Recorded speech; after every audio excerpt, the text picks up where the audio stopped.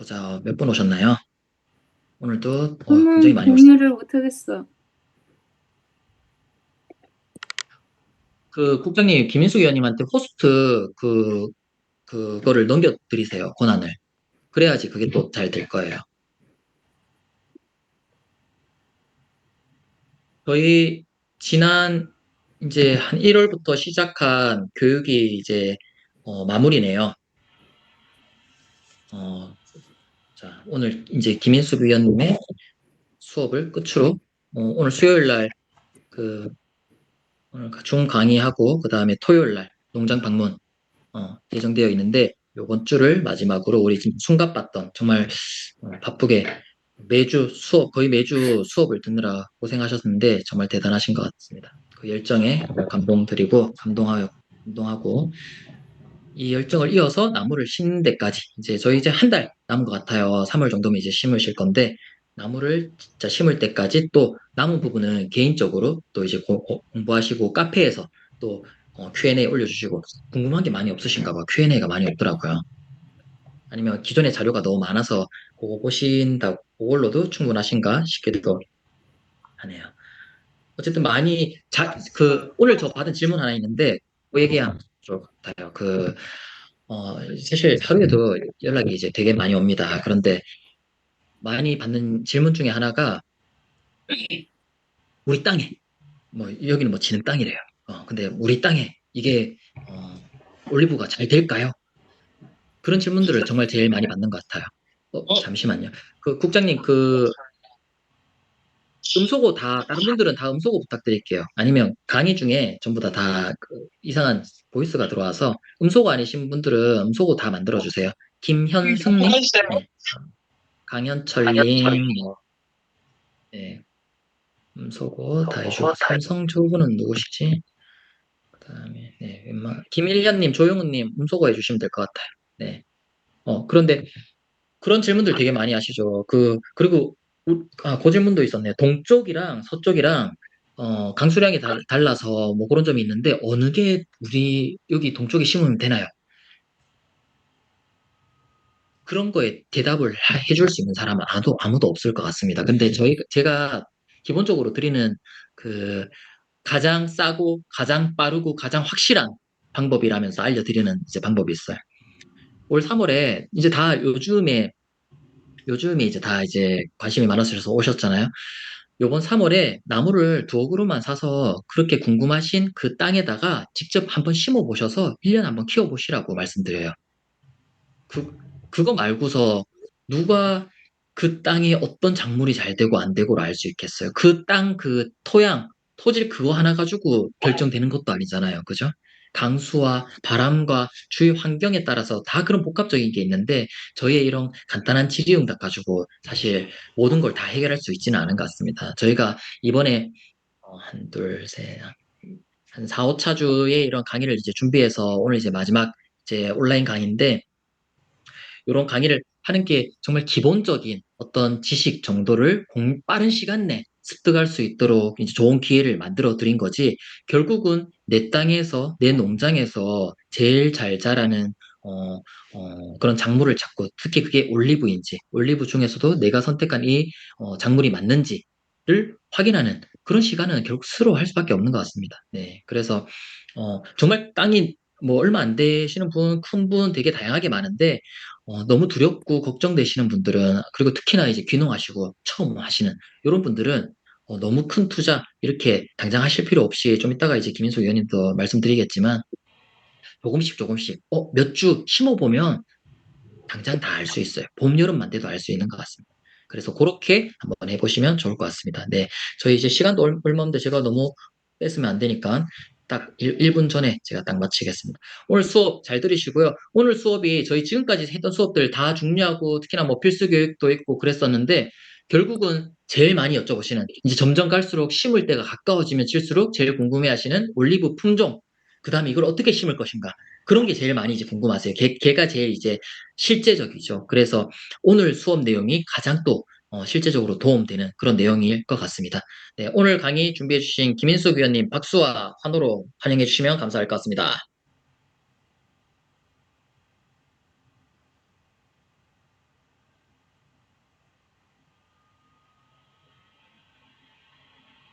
볼륨이 최고 아니다.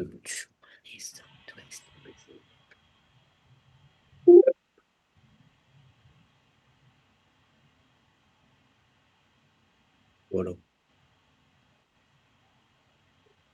터진 거 아니?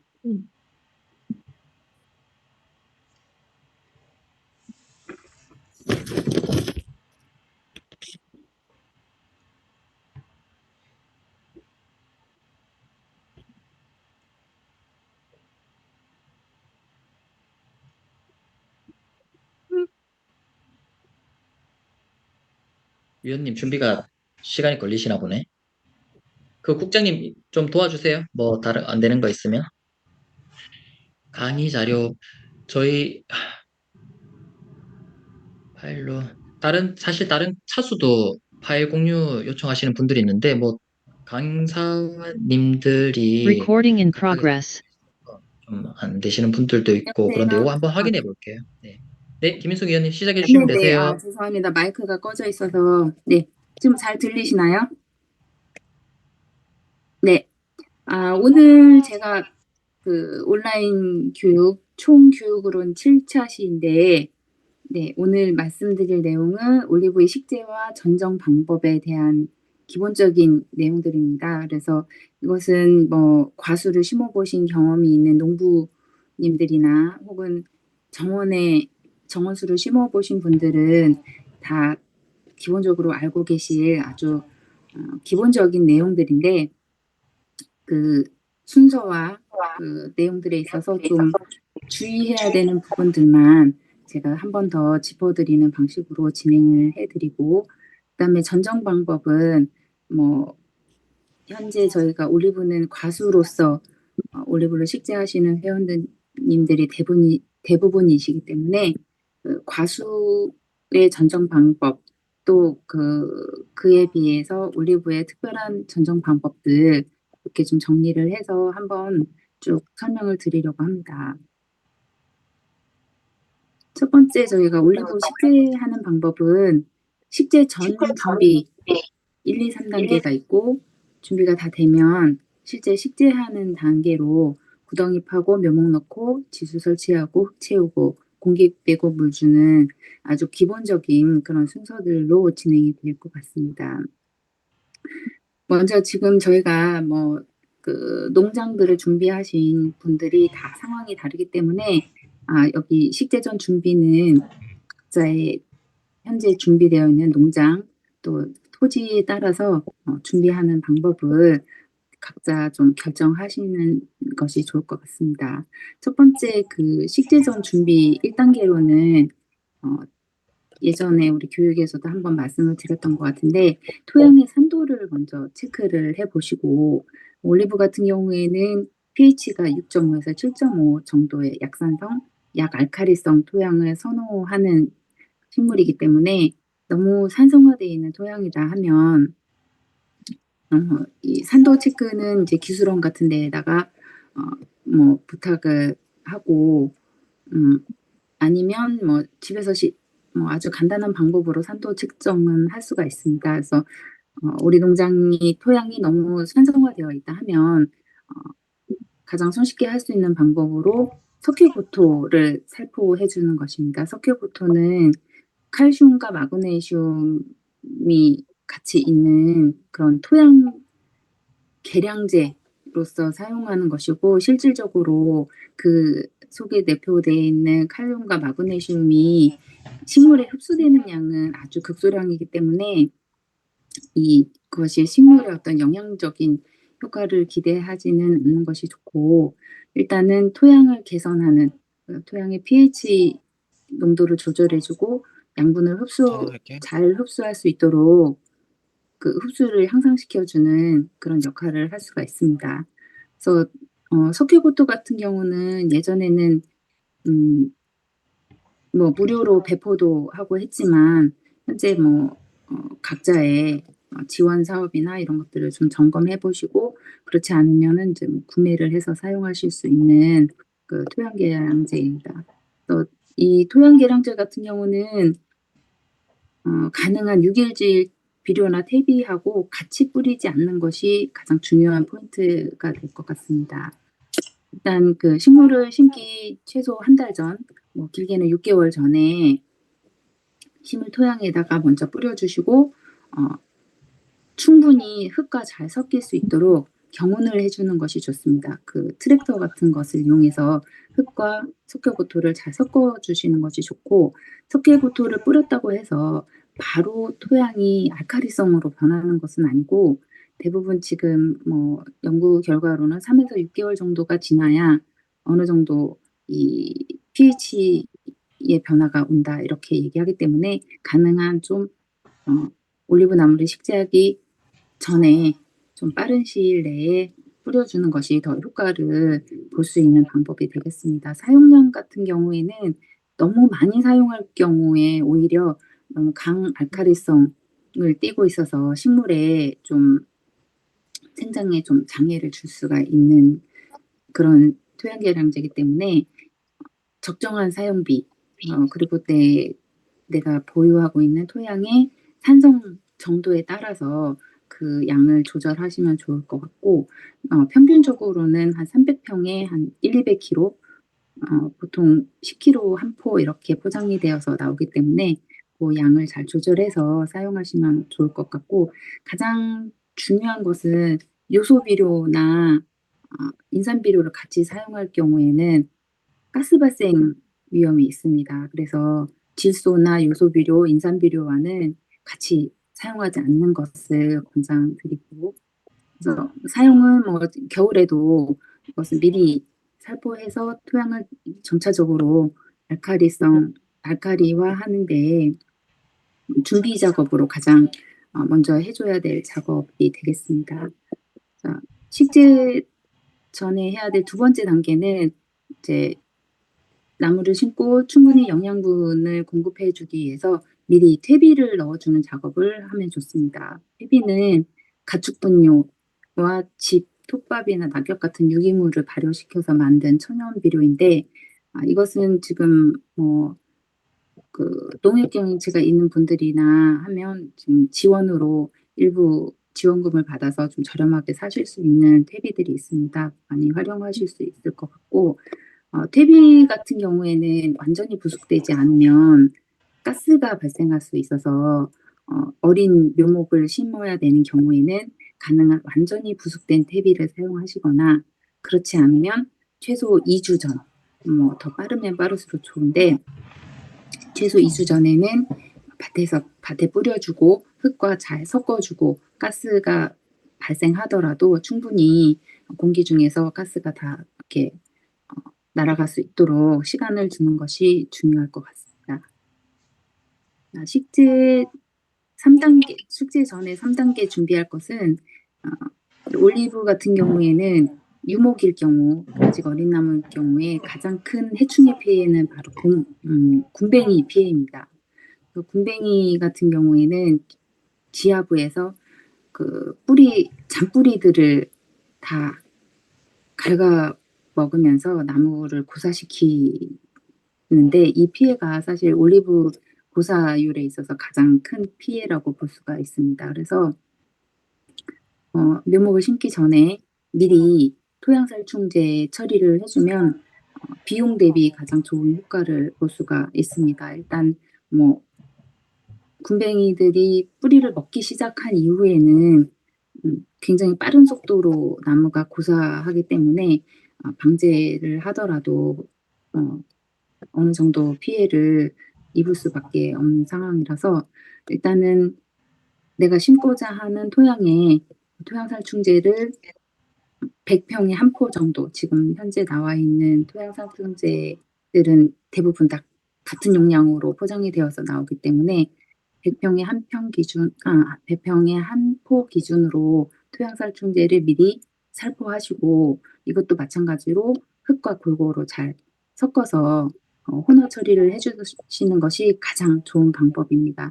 만약에 내가 전체 면적에 다 토양살충제를 뿌리기 어렵다 하시면, 나무를 심은 후에 나무를 심기 위해서 구덩이를 파고 그 안에 그 토양살충제를 뿌려준 후에 흙을 살짝 덮고 다시 묘목을 올려주는 이런 파고 처리 방식을 사용하셔도 가능합니다.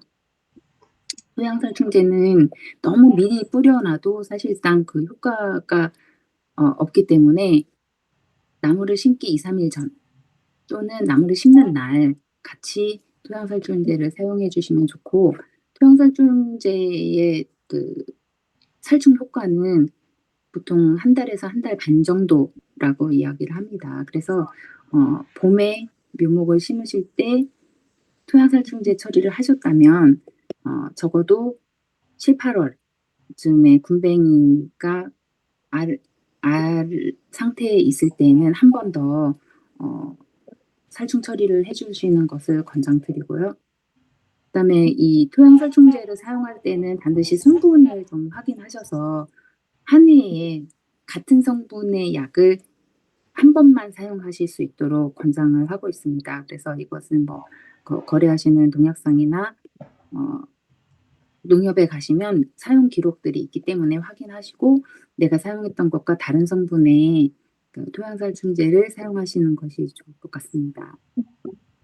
이렇게 해서 일단은 올리브를 심기 전에 식재전 준비를 마쳤다면 이제는 나무를 심는 방법, 순서에 대해서 말씀을 드리겠습니다. 처음에는 뭐 내가 심을 자리, 올리브 같은 경우에는 지금 저희가 권장하고 있는 식재 간격이 뭐 5m 곱하기 5m 아니면 5m 곱하기 4m, 뭐 여러 가지 본인의 환경과 그 농장 규모에 따라서 지금 내가 몇 주를 어떻게 심겠다라는 계획을 다 갖고 계실 텐데, 내가 심고자 하는 그 식재 간격에 일단은 지점을 표시를 해 주는 것이 좋습니다.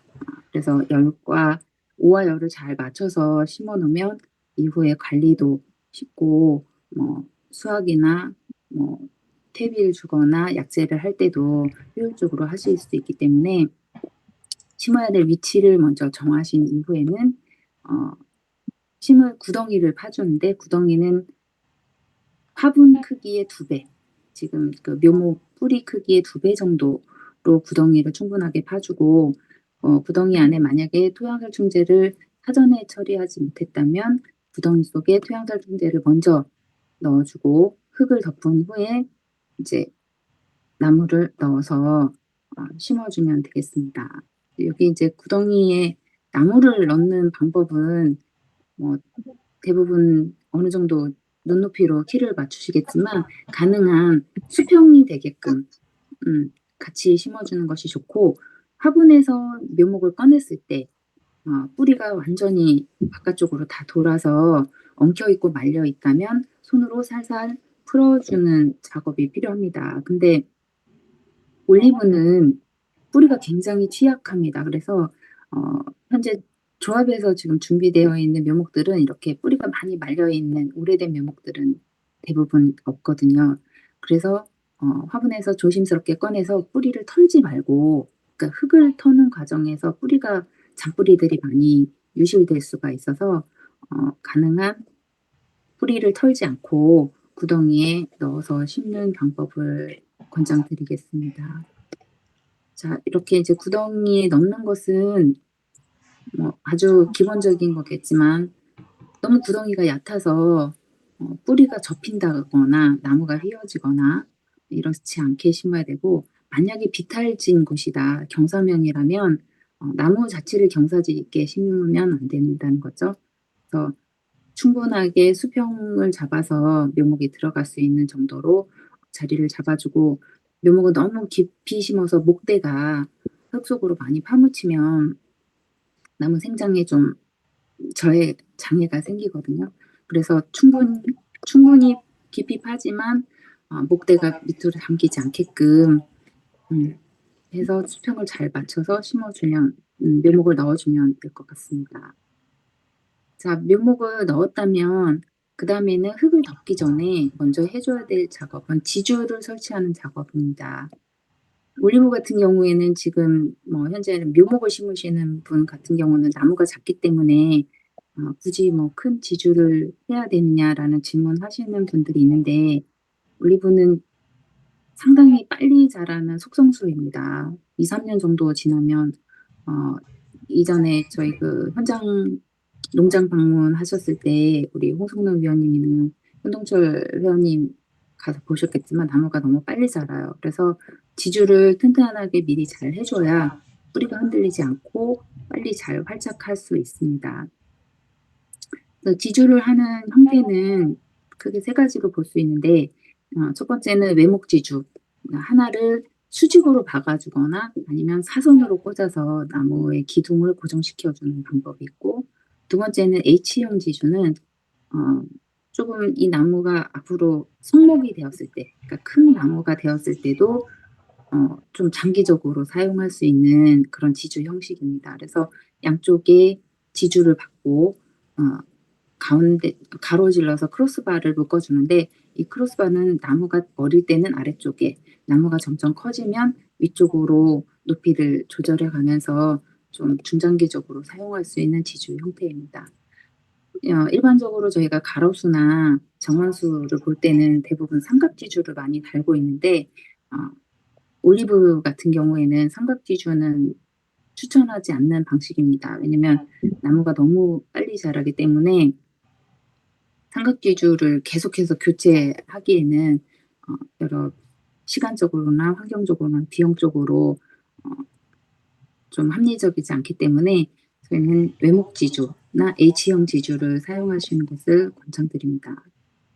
그래서 외목지주 설치하는 것은 사진과 같이 그 뿌리를 다치지 않게끔 뿌리 옆쪽으로 지주를 설치하고 수직으로 해서 나무를 묶어주거나 사선으로 해서 나무를 고정시켜주는 방식을 사용할 수 있습니다. 그러니까 그리고 H형 지주 같은 경우에는 지금 이렇게 그림처럼 그 높이에 따라서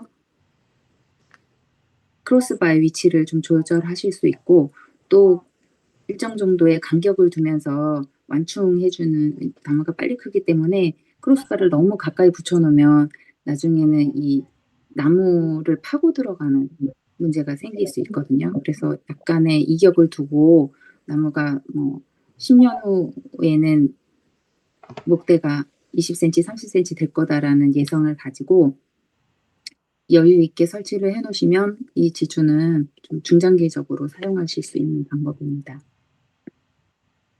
자, 이제 지주를 설치했다면 구덩이 안에 흙을 채워주는데요. 흙을 채울 때는 돌이나 이런 것들은 좀 빼주고 부드러운 흙을 많이 채워주는 것이 좋습니다. 흙을 채우고 나서는 평평하게 흙을 넣어주는 것보다는 내가 넣었던 분보다 더 넓은 폭으로 물집을 만들어 줍니다. 그래서 물집은 이제 아직 그 수분이 많이 필요한 묘목에 충분히 물이 머물 수 있게끔 잡아주는 역할을 하거든요. 그래서 이 물집은 내가 심고 2-3주 정도는 계속 물집을 유지하면서 물 관리를 해주시는 것이 좋습니다. 이제 나무를 심고 나면 많은 분들이 땅을 밟아줍니다. 잘 단단하게 고정시키기 위해서. 그러나 이 땅을 밟는 것은 가장 중요한 역할은 공기를 빼주는 겁니다. 흙 사이에 공기층, 에어포켓이 있으면 거기에 닿아있는 뿌리들은 계속 말라가거든요. 그래서 이제 흙을 밟아주는 분들이 있는데, 밟을 때는 반드시 분 바깥쪽을 단단히 밟아서 고정을 시켜주는 방식으로 밟고, 절대 분 위는 밟지 않는 것이 중요합니다. 그래서 잘 모르겠다 하면은 밟지 않는 것을 더 추천을 드립니다. 이 과정은 생략을 하셔도 좋을 것 같고요. 그러면 나무를 심고 나서 물을 주는 방법은 저희가 지금 여기 세 가지를 보여드렸는데, 구덩이를 파고 나무 심기 전에 물을 준다. 두 번째는 나무를 심고 절반 정도 흙을 채운 후 물을 주면서 흙을 채운다. 세 번째는 다 심고 물집 안에 물을 채워준다. 이 세 가지 방법은 다 옳은 방법입니다. 시기나 내가 심고자 하는 나무의 형태나 크기에 따라서 조금씩 조절을 하시면 되는데, 예를 들어서 내가 아주 더운 여름에 땅 지면도 뜨거워지는 상태라면 1번의 물주기를 추천을 드립니다. 구덩이를 파서 물을 주면서 충분히 지열을 내려주고 그러고 나서 나무를 심는 거죠. 이제 봄에 식재를 하시는 회원님들이 대부분이기 때문에 봄 식재에는 저희가 그리고 또 이게 한두 주를 심는 게 아니라서 뭐 20주, 100주 이렇게 심으시려면 2번 방법은 사실 굉장히 작업이 번거롭습니다. 그래서 3번 방법의 물주기를 추천드리고, 3번 물주기는 우리가 꽂아서 준다 이렇게 얘기를 하는데, 호수 끝에 좀 긴 파이프나 관 같은 것을 연결해서 가능한 안쪽으로 꽂아서 분이 있는 쪽까지 물이 깊숙이 들어갈 수 있도록 물을 안쪽부터 채워주고, 물이 완전히 차서 물집까지 찰랑찰랑 할 정도로 채워주고, 심은 날 한 번, 심고 3일 후에 한 번, 일주일에 한 번 이런 간격을 두고 물주기를 충분히 해준 후에 나중에 물집을 해체해야 됩니다. 물주기는 지금 여기 보신 것처럼 그냥 평평하게 흙을 다 채우고 위에서 뿌려주는 물은 사실상 뿌리 쪽으로 물이 많이 들어가지도 않을 뿐더러 위쪽의 흙이 단단하게 굳어지면서 안쪽에 있는 공기층이 공기가 채 빠져나오지 못하고 에어 포켓이 생기면 나중에 그쪽에 있는 뿌리들이 마르면서 고사하는 원인이 되기 때문에 천물 주기는 굉장히 중요합니다. 그래서 반드시 물집을 만들고 물집 안쪽에 호스를 꽂아서 안쪽부터 물을 채우고 공기를 빼주는 작업을 하시기를 추천을 드립니다. 이렇게 해서 나무를 다 심었다면 이제 저희가 예초를 하시는 분도 있고 제초 매트를 까시는 분도 있으실 텐데, 뭐 가로수 같은 데서도 많이 보셨을 거예요. 수간에 이런 플라스틱 주름감 같은 것을 잘라서 수간을 보호하는 수간 보호대를 채워주는 것을 추천을 드립니다. 이러면 이제 뭐 야생 동물들이 공격하거나 아니면 예초를 할 때 예초 날에 의해서 수간이 상처받는 그런 상황을 좀 미연에 방지할 수 있거든요. 올리브 같은 경우에는 제가 이제 전지나 이 뒤쪽에서 다시 설명을 드리겠지만, 올리브는 뿌리가 넓고 얕게 형성되는 나무입니다. 그래서 나무가 아직 어렸을 때는 깊이 뿌리가 들어가지 못하기 때문에 주변에 풀이 너무 무성하게 자라면 풀뿌리와 올리브 뿌리가 다 엉겨서 풀을 뽑을 때 올리브 뿌리가 다 뜯겨 나오는 상황이 발생합니다. 그래서 가능한 내가 추후에 뭐 초생 재배를 하겠다, 아니면 나는 계속 예초를 하면서 키우겠다라고 계획을 하셨더라도 유목을 심었을 초기에는 가능한 제초 매트를 깔아주시는 것을 추천을 드립니다. 그래야 어린 나무들이 잡초와 경쟁하지 않고 뿌리가 좀 보호된 상태로 충분히 성장할 수 있기 때문입니다. 이렇게 해서 나무를 심는 방식은 너무 잘 알고 계실 거고 굉장히 기본적인 내용들이라서 특별히 궁금하시거나 질문 사항이 없으실 것 같긴 한데, 혹시 궁금하신 것이 있으면 지금 질문 주시면 좋을 것 같습니다. 질문 없으신가요?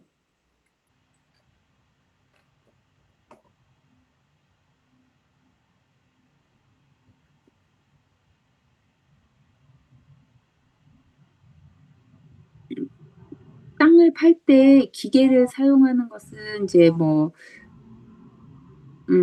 나무가 크다 하면 포크레인 같은 것으로 구덩이를 파도 되고요.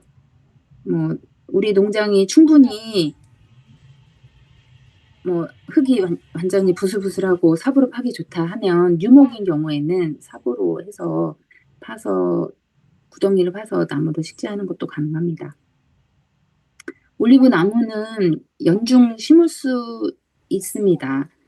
하지만 너무 더운 여름은 나무들이 좀 기존에 있는 나무들도 증산량이 굉장히 많기 때문에 잎에서 그 수분이 굉장히 많이 증산되기 때문에 뿌리에서 물을 많이 마셔야 되거든요. 근데 묘목인 경우에는 아직 뿌리가 활착이 되지 않았기 때문에 그 가물고 더운 여름은 좀 기피해 주시는 것이 좋고, 제주 같은 경우에는 뭐 겨울도 식재는 가능합니다.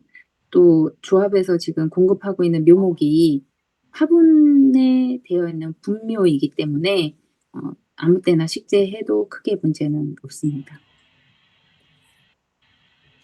또 다른 질문 있으실까요?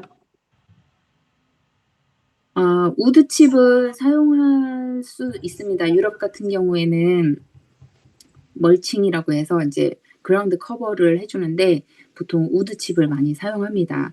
근데 우드칩을 사용할 때는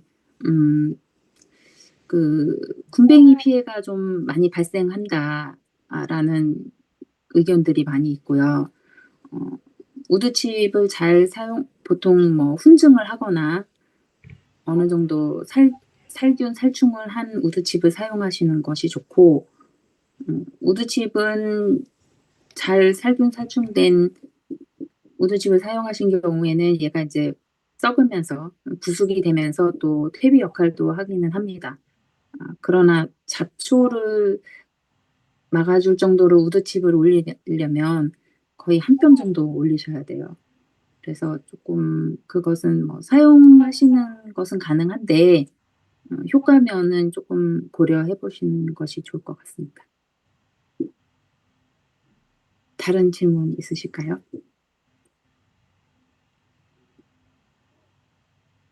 자, 질문이 없으면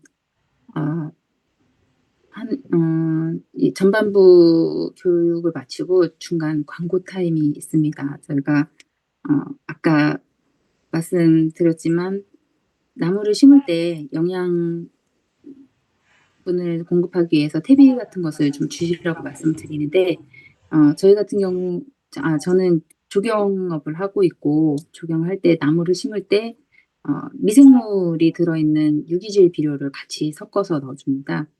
이러면 뿌리 활착도 많이 좋아지고 또 나무들의 생육도 좋고 병충해를 방지하는 그런 효과도 있기 때문에 저희가 조합에서 이번에 새로 나무로 식재하시는 분들에게 공동구매 공구 형식으로 이 유기질 비료를 저희가 공동구매를 추진해 보려고 준비하고 있습니다.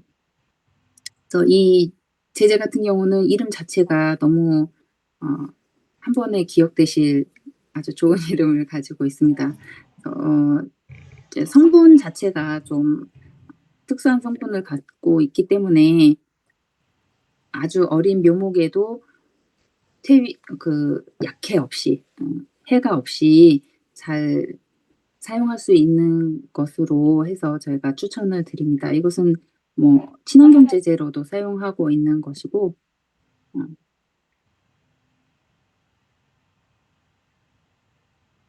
자, 내용물은 휴믹산하고 바실리스 미생물이 있습니다. 바실리스는 저희가 알고 있는 청국장에 들어있는 미생물이 바실리스입니다. 그래서 일반적인 미생물 비료들이 한 번 발효하는 데 비해서 요 미생물 제제는 2번을 발효를 하면서 식물이 훨씬 건강하고 생육이 좋아지면서 좀 장애가 많이 줄어듭니다. 예, 이거는 유기질 자재로 등록되어져 있습니다.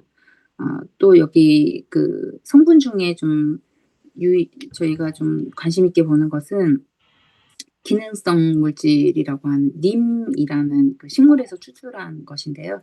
이것은 토질 개선 효과도 있지만 살충 성분이 있어서 식물 뿌리를 통해서 이 성분이 흡수가 되면 나무 자체에 면역성이 생긴다. 병충해에 좀 더 강한 내성을 가진다라고 알려져 있는 성분입니다. 그래서 지금 이런 성분이 포함되어 있어서 좀 추천드리는 미생물이고 이것은 저희가 2월 중순경에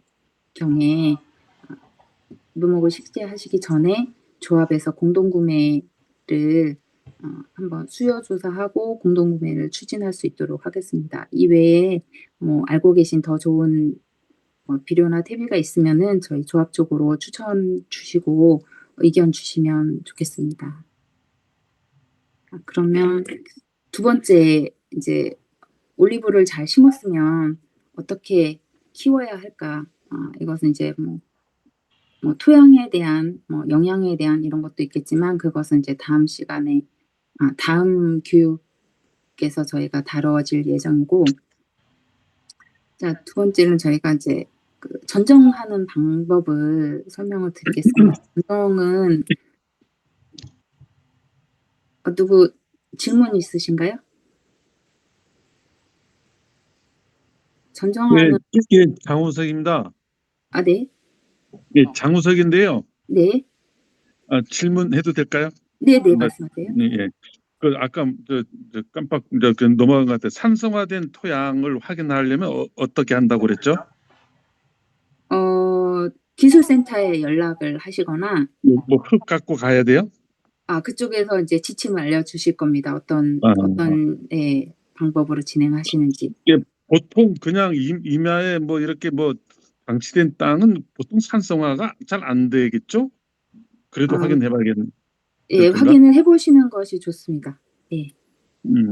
그리고 일단 확인해 볼겠고, 그리고 그 다음에 보통 제가 알기로는 이제 비료 같은 게 뿌리가 안착된다는 비료를 뿌린다고 하는데 이 미생물은 그거하고 관계 없나 보죠. 1단계 미생물 탭이 넣고 네, 토양 살충제도 같이 넣는다고 아까 그랬거든요. 네네. 이건 토양 살충제는 같이 이렇게 해도 해가 안 되나 보죠. 뿌리하고는. 네, 크게 문제되지는 않습니다. 그다음 미생물도 퇴비도 마찬가지로. 예, 미생물은 뿌리가 물을 잘 흡수할 수 있도록 이 무기질들을 잘 분해해주는 역할을 하기 때문에 그래서 도움이 된다는 네, 말씀이죠. 훨씬 도움이 됩니다.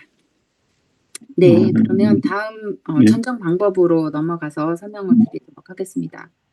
이제 조금 용어들은 생소하실 수 있는데 용어를 잘 아는 것보다는 내용을 그냥 이해하시는 정도 수준에서 강의를 들어주시면 될 것 같습니다. 저희가 지금 올리브 나무의 특성을 알아야 올리브를 어떻게 키울지 판단할 수 있기 때문에 기본적인 수목에 관한 내용을 말씀드리면 나무 같은 경우에는 저희가 이제 TR율이라고 해요. Top Root Rate라고 해서 뿌리가 형성되는 형태에 따라서 지상부의 수형을 잡아간다는 건데 두 가지로 크게 나눠집니다. 하나는 심근성. 심근성은 뿌리가 땅속 깊이 수직으로 깊이 자라면서 좁은 범위에 아주 깊게 뿌리를 박는 특성을 가진 나무들입니다. 그래서 안정적이고 튼튼해서 가뭄에도 크게 가뭄을 타지 않고 바람에도 좀 강한 성격을 가지고 있습니다. 이 심근성은 뿌리가 깊이 들어가기 때문에 나무도 거의 지면을 기준으로 거울처럼 생각하시면 됩니다. 아주 대칭된다고 보시면 돼요. 그래서 주간형 나무들인 경우에는 줄기도 위로 곱게 중심줄기, 이게 중심줄기를 주간이라고 해서 주간형 이렇게 부르는데 이 중심줄기가 위로 곱게 뻗어 올라가면서 자라는 그런 나무입니다. 대표적인 나무로는 소나무, 참나무, 대추나무 등이 심근성 나무이고 저희 올리브 같은 경우에는 청근성 나무입니다. 청근성이라는 것은 뿌리가 얕고 넓게 이 표토에서 40cm 이내에 이 토양층에 분포하고 있는 나무들입니다. 장점으로는 넓게 뿌리가 퍼져 나가기 때문에 물을 빠르게 양분을 빠르게 흡수할 수 있어서 성장 속도가 굉장히 빠르다는 것이고 단점은 뿌리가 땅속 깊이 들어가지 않기 때문에 건조에 좀 취약할 수 있습니다. 특히 제주같이 바람이 많은 지역에서는 바람에 좀 쉽게 쓰러질 수 있는 바람에 취약한 그런 수영입니다. 그래서 천근성인 나무들은 보통 개심형은 가운데를 비워서 넓게 안쪽으로 햇볕과 바람이 잘 들어갈 수 있게 만들어주는 수영입니다. 우리가 보통 제주에서 많이 보는 귤나무도 개심형으로 다 전지를 해서 키우는 걸 많이 보셨기 때문에 생소하지는 않으실 것 같고, 대표적인 작물로는 올리브나 귤, 블루베리, 포도, 참다래 이런 식물들이 있습니다. 그래서 올리브나무 가지치기는 사실 뭐 저희는 보통 뭐 전지한다, 전정한다 이렇게 그냥 통칭으로 부르고 있지만 엄격하게 말하면 트레이닝하고 프루닝으로 나누어져 있습니다. 그래서 내가 어떻게 전지를 할 것인가, 어떻게 전정을 할 것인가는 처음 목적이 중요하겠죠. 내가 관상수로 키울 것인가, 과실수로 키울 것인가 하는 부분도 있을 겁니다.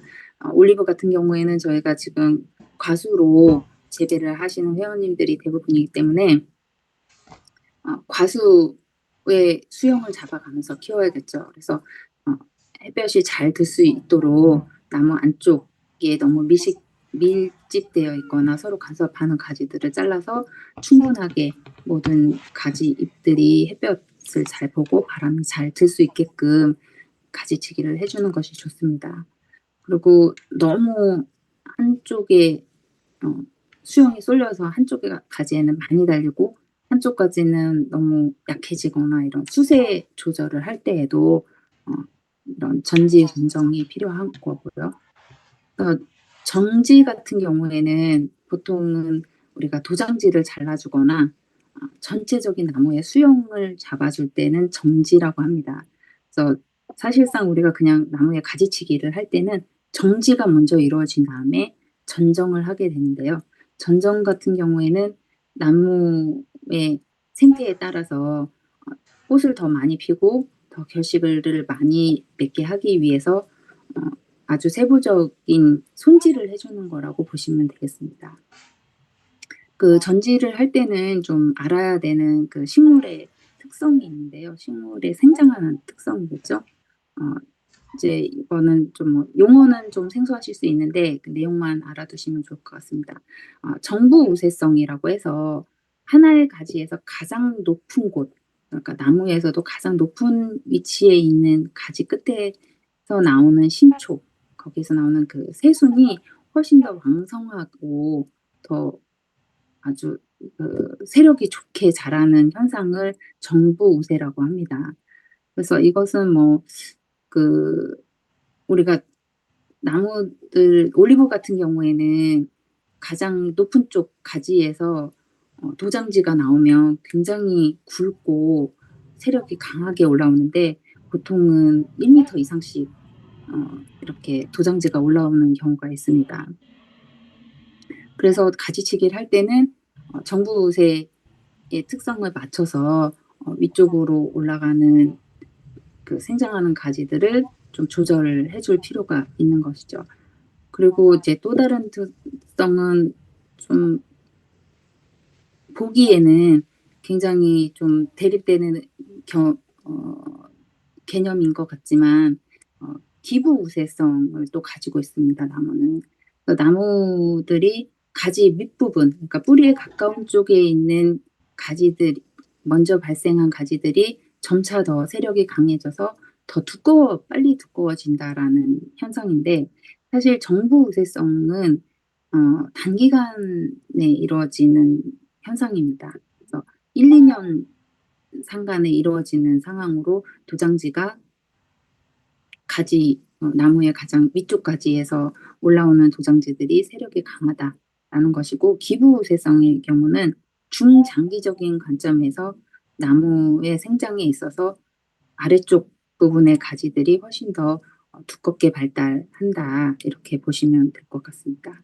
그래서 올리브의 전지는 대부분 낙엽수의 경우에는 잎이 다 떨어진 후에 하지만 올리브는 사계 상록수이기 때문에 봄에 한 3월 초 정도에 저희가 조합에서 회원들 거의 비슷한 시기에 같이 전지를 하는 것을 추천을 드립니다. 조합에서 또 이후에 생립을 수매하거나 이런 계획들이 있다면 아마 그런 정보들을 받고 같이 시기를 맞춰서 전지를 하시는 것도 괜찮을 것 같습니다. 또 올리브를 가지치기 할 때는 뭐 예쁘게 키우는 것도 굉장히 중요하지만 과실수기 때문에 어떻게 하면 열매가 잘 많이 열릴까 라는 것을 좀 고민하게 되는데 과수를 키우는 분들이 이야기하는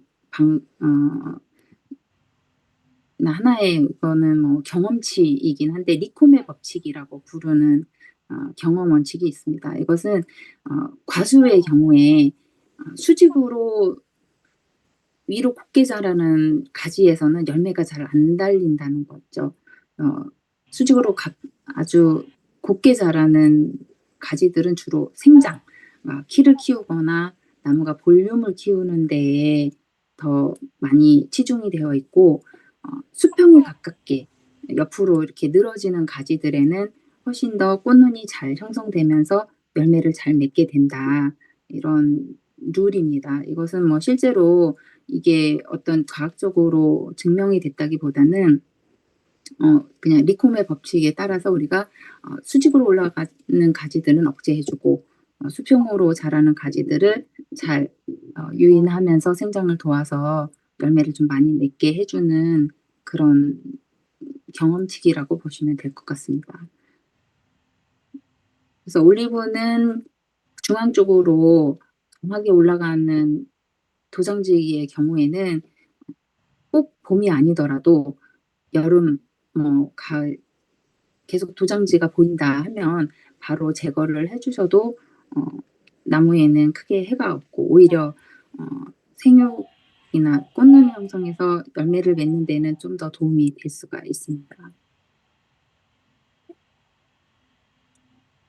또 가지치기 하는 위치는 새순이 있을 때 45도 각도로 비스듬하게 잘라주고 꽃눈에서 너무 멀거나 너무 가깝지 않게 해서 첫 번째 방식으로 잘라주는 것이 좋고 또 주지에서 옆에 부주지나 뭐 측지 곁가지들을 잘라줄 때는 너무 가깝게 주지를 파먹거나 너무 멀리 많은 구루터기를 남기지 않게 적당한 크기로 잘라주시는 것이 좋습니다.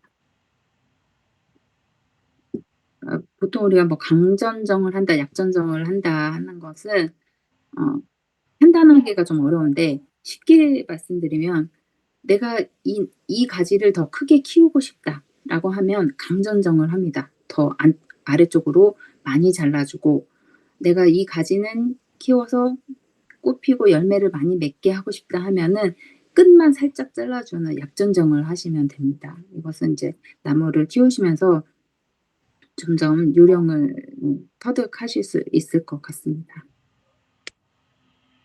올리브 전정의 예시는 이제 첫 해의 경우에는 수직으로 올라가는 주간, 그러니까 가장 중심 가지를 잘라서 개심형으로 넓게 가지들이 잘 펼쳐질 수 있도록 잘라주는 것이 중요합니다. 그리고 그 후속 연도에는 더 잔 가지들이 많이 나올 수 있게끔 해주는 그런 전지 요령이 필요할 것 같습니다. 보통 이제 그 나무를 자를 때 아주 기본적인 것은 서로 간섭하거나 안쪽으로 파고든 나무 중심 쪽으로 파고드는 가지들은 모두 제거해 주는 것이 좋고 가능한 수직으로 위로 곧게 자라는 가지들은 다 잘라주는 것이 좋습니다.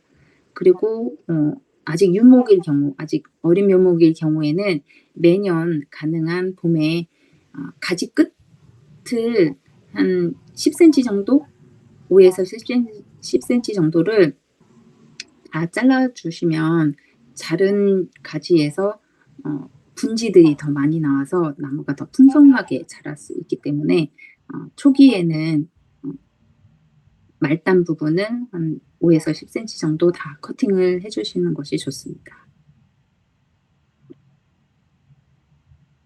올리브가 지금 이제 묘목인 경우에는 그런 경우가 많지 않지만 한 정식을 한 이후에 4년, 5년 지나면 어느 가지를 자르고 어느 가지를 남겨야 될지 판단하기가 좀 쉽지 않은 경우들이 있는데 가장 중요한 것은 충분히 나무가 잘 벌어지게 해야 된다. 그래서 중앙 쪽에 있는 굵은 가지들은 다 제거를 해주시고 그 다음에 겹가지에서 내가 손으로 휘었을 때 유연하게 휘어지는 가지는 남겨놓으시고 내가 손으로 휘었는데 얘가 굉장히 빳빳하게 이렇게 곱게 서 있어서 휘면 부러진다 하는 가지들은 다 잘라주시면 되겠습니다. 아주 쉽게 판단할 수 있는 방법이고요. 실제 올리브를 가지치기 하는 영상은 제가 유튜브로 잠깐 좀 보여드릴 수 한 5분 정도 보여드리도록 하겠습니다. 지금 네.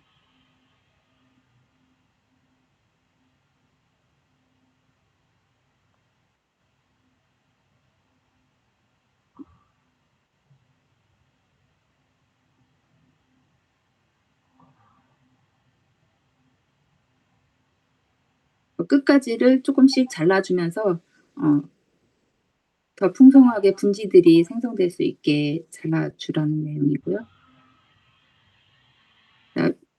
중앙에서 가운데로 수직으로 곱게 올라오는 가지는 제거를 해줍니다.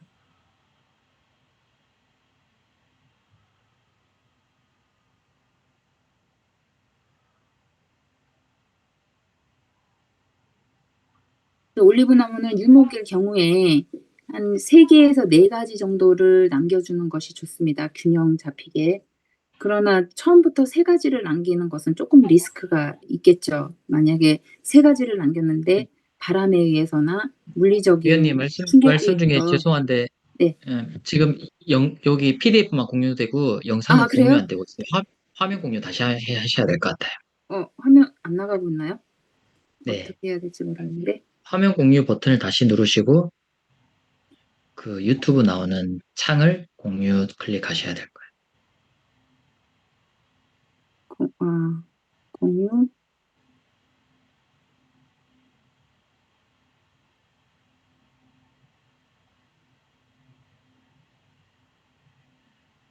이게 지금 공유가 되나요? 되고 있어야지. 안 되고 아니면 그 있어요? 링크를 여기 단체 채팅창에 보내주시면 그거 각자 그냥 들어보면서 괜찮을 것 같아요. 네네, 알겠습니다. 제가 그러면 여기 그 공유방에 다시 올려드리도록 하겠습니다.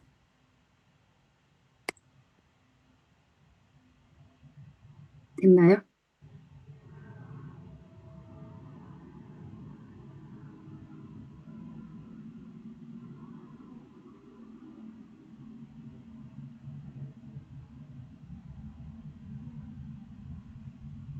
PDF가 왔나요? 네, 요거 페이지 넘어가시죠. 지금 안 되고 있어요.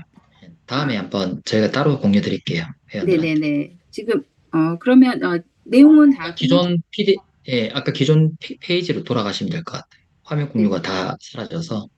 네.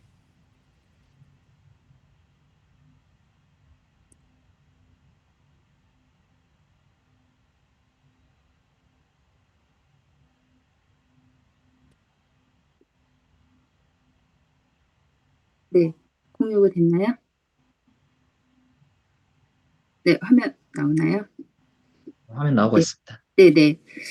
이제 그냥 결과 사진만 일단 좀 보여드리겠습니다. 이렇게 해서 한 4개 정도의 가지를 충분히 간격을 두고 벌려서 잘라주시면 될 것 같습니다. 자, 이 나무는 오른쪽 같이 이렇게 전지를 완전히 벌려놓은 형태죠. 그래서 너무 가까이 붙어 있는 아이들은 가능한 겹쳐지지 않게끔 다 제거를 해주시는 게 좋습니다. 자, 이거 좀 더 확연하게 보실 수가 있죠. 전지하는 방법들을. 혹시 아까 말씀드렸지만 뭐 바람에 의해서나 물리적 충격에 의해서 가지가 부러질 수도 있기 때문에 자라나는 과정에. 그래서 너무 유목일 경우에는 3가지를 남기는 것은 조금 리스크하다. 그래서 4개에서 5가지 정도를 남겨놓고 조금 더 자랐을 때 계속 남겨야 될 가지를 놓고 나머지는 제거해주는 방식으로 점차적으로 전지를 하시는 것이 훨씬 좋을 것 같습니다. 자, 아주 큰 나무의 경우에는 뭐 이제 우리 회원농가들이 많지는 않지만 이렇게 풍성하게 돼 있으면 가운데 쪽이 완전히 꽉 차서 햇볕이나 바람이 들어가기 어려운 상태라서 전정을 하고 나면 이런 형태로 충분히 안쪽까지 햇볕과 바람이 들어갈 수 있게끔 이렇게 전지를 하고 위쪽에는 굵은 가지들을 최대한 제거하고 잔 가지들, 측지들에서 열매가 맺기 때문에 유연한 측지들을 충분히 남겨주는 그런 전지 방법이 좋을 것 같습니다. 결과적으로 저희가 나무는 최종 이런 정도의 수영을 만들겠다라는 목표로 유목일 때부터 나무를 다듬어 가면서 키우면 훨씬 더 결실도 많고 나무 관리도 쉬울 거라고 생각합니다. 지금 뭐 저희가 전지 관련해서는 여기까지 말씀을 드리고 또 궁금하신 사항 있으면은 질문해 주시면 좋을 것 같습니다. 제가 그 아까 전지 관련된 유튜브 영상은 전체 카톡방에 공유 드리도록 하겠습니다.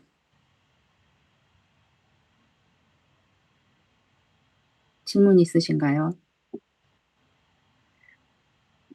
패거리는 기본적으로 할 수 있는데 뭐 또 품종마다 조금씩 편차도 있고 해거리를 안 하기 위해서 또 저희가 수분수를 함께 식재하시는 것도 추천을 드리고 뭐 해거리를 최소화하기 위해서 영양 공급이나 수분 공급이나 이런 것을 조절하시는 게 좋을 것 같습니다. 오늘 자료는 지금 저희 연구회에서 아마 영상이 녹화가 되었을 거고 필요하시면 제가 이 PDF 파일을 카페나 우리 카페 말고 연구회 단톡방에 공유 드릴 수 있도록 하겠습니다. 다른 질문 있으신가요? 네, 감사합니다. 네, 감사합니다.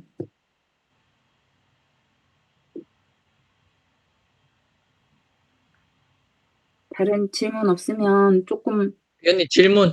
뿌린 묘목을 식재할 경우 초기의 밀식 재배가 권장되나요? 올라와 있습니다. 제가 질문이 좀 안 보여가지고 묘목을 심을 경우 밀식 재배 권장하는지 질문 주셨나요? 뿌린 묘목을 심을 때 밀식 네. 재배 권장하는지. 딱히 권장은 안 해드립니다. 저희가 저번에 우리 정희열 고모님도 강의하시면서 마지막에 가장 강조하신 부분이 나무가 어린데 너무 멀리 심는 거 아니야? 라고 생각해서 좀 미식을 했다가 나중에 뽑아서 옮겨야지 하시는데 사실 그게 작업성도 좋지 않고 올리브는 굉장히 빨리 자라기 때문에 미식은 추천하지는 않습니다. 혹시 뭐 내가 다른 목적으로 나무를 좀 키워서 솎아낸 나무들을 다른 용도로 쓰겠다 하시면 그렇지만 그렇지 않고 내가 내 농장에서 이 나무들을 계속 키우겠다 하면은 밀식은 조금 좋지 않을 것 같습니다.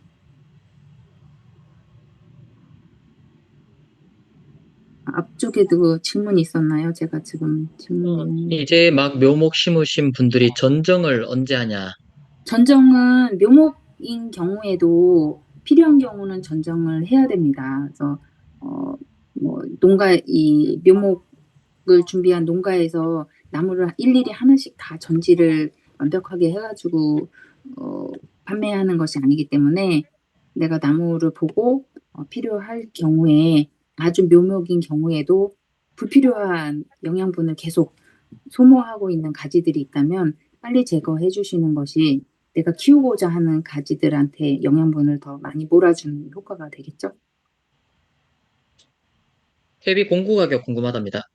지금 여기 판매 가격은 3만 원으로 업체에서 판매를 하고 있는데 저희는 10%에서 15% 사이의 할인율을 지금 조율을 하고 있습니다. 그래서 저희가 공동 구매하는 기간 동안에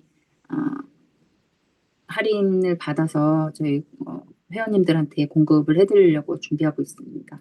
관련해서는 저희가 카페나 뭐 연구회 쪽에서 다시 공지를 드리도록 하겠습니다.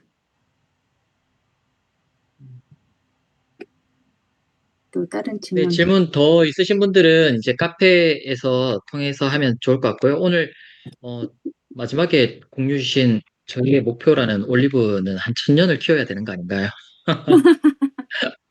자, 아주 예, 대단한 또 저희 목표를 제안 시모는 주셔서 네, 대대손손 갑오로 아주 키우실 수 열심히 있는. 해야 되는 동기부여를 해주셔서 너무 감사드립니다. 김인숙 위원님한테 다시 한번 감사 말씀드리고요. 저희 처음에 이제 말씀드린 것처럼 저희 총 8회차 이제 교육했는데 이제 온라인 강의는 오늘이 마지막입니다.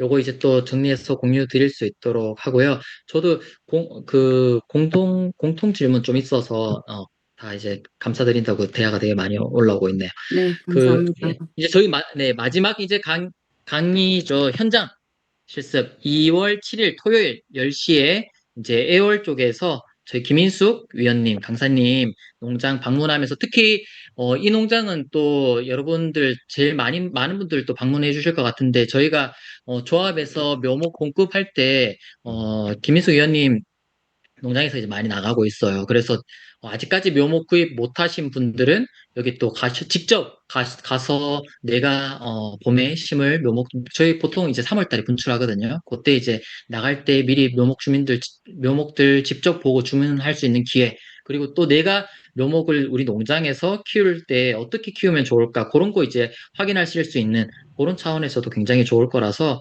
특히 많은 품종들 되게 많다 그러던데 실제로 보면 또 어떨까? 이런 게 또 보면 달라지지 않겠어요. 그래서 그런 것들 볼 수 있는 좋은 기회가 될 것 같습니다. 그래서 이번 주 2월 7일 토요일 10시에 애월에서 뵙도록 하겠습니다. 요것도 나무 이야기 나왔으니까 마지막으로 제가 또 그 공유 드릴 게 이제 여쭤보시는 게 저희 신규로 가입하시는 분들은 많이 들으셨을 거예요.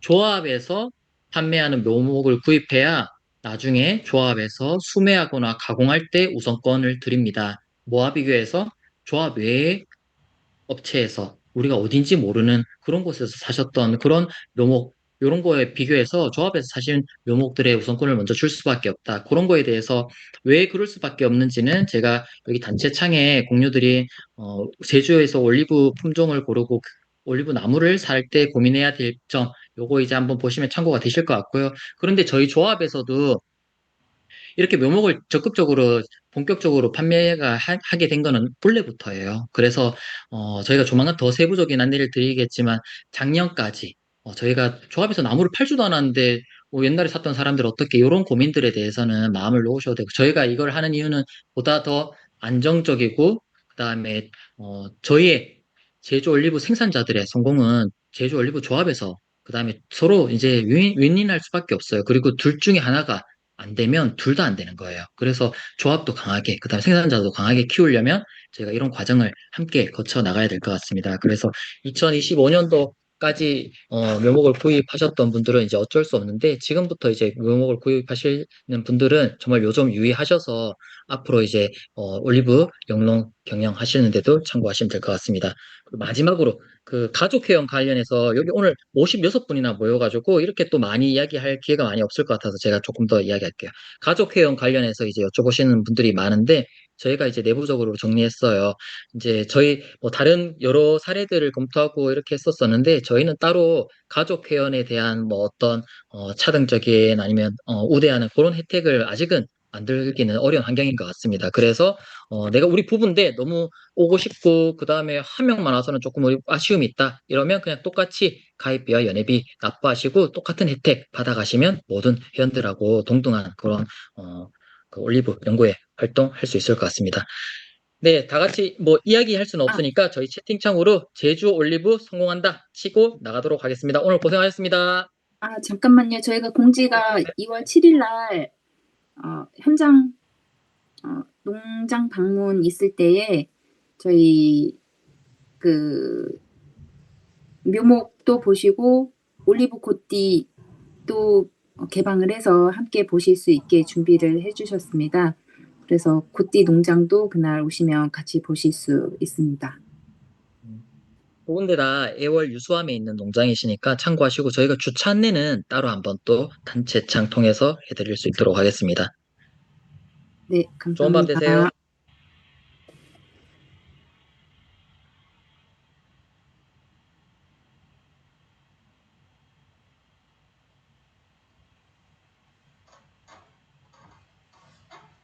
Recording stopped.